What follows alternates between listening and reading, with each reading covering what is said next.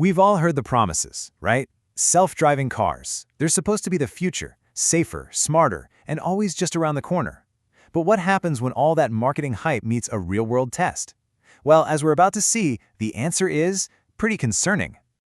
And here's a perfect example of that hype. Back in April 2023, a top executive at Huawei made this claim. He wasn't just saying their tech was good, he was saying it had far surpassed Tesla. I mean, wow, that is a huge claim. And it's the kind of talk that sets expectations sky high. So it's one thing to talk a big game at a product launch, right? It's another thing entirely to back it up when things get messy and unpredictable. Someone decided to find out, setting up one of the most ambitious tests ever to figure out what's real and what's just marketing fluff. So here's what they did. A huge Chinese car website, DongchaDTest, teamed up with the state broadcaster CCTV to create this incredible reality check. And I'm not kidding. They literally rented out an entire stretch of public roads just to see which of these so-called smart cars could actually walk the walk. And this was no simple drive around the block, let me tell you. We're talking about 36 of the most popular models on the market. They were put through a 15-kilometer gauntlet of actual highways and city roads, where they face 15 different high-risk extreme scenarios. And we've got all the big names here. Tesla, Huawei, Xiaomi, BYD, NIO, you name it, they were probably there.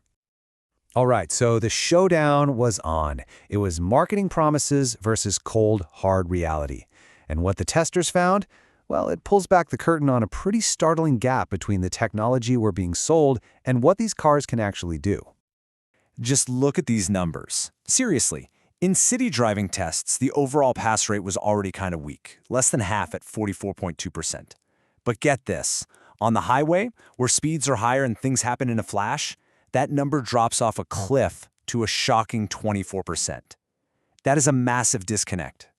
And that gap gets even wider when you drill down into specific highway collision tests. So check this out. The Tesla Model X managed to pass all three of these critical hazard tests. But then look at the others. Models from major players like Huawei, Xiaomi, and BYD, they failed every single one. And when we say fail, we mean the car would have plowed right into a broken-down car, a surprise construction zone, or an animal. Not good. Okay, let's zoom in on one test that was just incredibly revealing. Imagine you're on a dark highway and a wild animal, in this case a simulated boar, suddenly darts out in front of you. This isn't just about detecting a big, slow object. It's about recognizing an immediate, unpredictable threat and reacting, like, instantly. So, how do you think they did?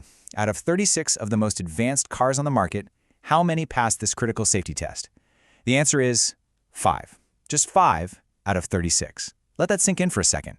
More than 85% of these cars failed to avoid a collision. So you're probably wondering, how could they all fail? Well, here's the crazy part. The car's sensors saw something. The problem was the software, the brain. It couldn't tell the difference between a life-threatening obstacle and something harmless, like a plastic bag blowing across the road. It literally labeled the animal a low-priority object and just kept on going. Terrifying, right?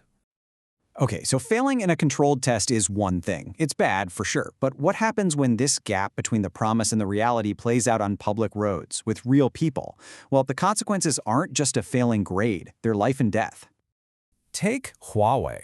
An executive from the company proudly claimed their car is so hard to crash. That's a pretty bold statement. Yet just 1 month before he said that, one of those very same models collided with a truck on a highway. The car caught fire, and tragically 3 people lost their lives. And it's a similar story with Xiaomi. The company claimed its SU7 could automatically brake from speeds up to 135 kilometers per hour. But then in March of 2024, one of their cars crashed into a guardrail going just 97 kilometers per hour, well within that promised safety range. That accident also proved fatal for 3 people. So we've seen failures as stop, but sometimes the problem is even weirder and, honestly, more terrifying. We're talking about a complete loss of control. And there's no better example of this than the absolutely bizarre story of the spinning BYD. So, picture this, July 2024, an airport parking lot in Chengdu. A BYD Han electric car just starts spinning in circles, on its own. The driver is trapped inside, completely unable to brake or stop the car as it spins for hundreds of laps. The car had to be shut down remotely by the company, and the official police explanation? The driver was anxious. Yeah, you can imagine that explanation was met with a lot of skepticism. Now, with such damning test results and these shocking real-world incidents, you'd expect a major response from the industry, right?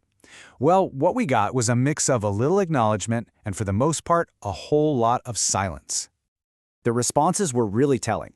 Tesla's CEO, Elon Musk, he actually highlighted the results, basically taking a victory lap for his tech. Another company, Voya, acknowledged the results and said they revealed industry-wide challenges. But the majority of the other brands, including Huawei, whose executive had made those bold claims, crickets, a wall of silence. So after seeing the test failures, the real-world crashes, and the corporate silence, what's the single most important lesson we should take away from all of this? It's this. We need to cut through all the marketing jargon.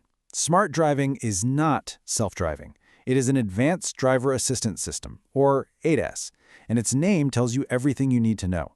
Its purpose is to assist the driver, not to replace them. And this is the single most important takeaway. The fantasy of a car that lets you relax, take a nap, or drive with your eyes closed isn't just a myth, it's a dangerous one. Because with today's technology, the ultimate safety system isn't in the car's computer, it's you. The driver must always be vigilant and in control. Which leaves us with one final critical question. When a company markets a car with life-saving promises that the technology can't actually deliver, and the worst happens, who is truly responsible?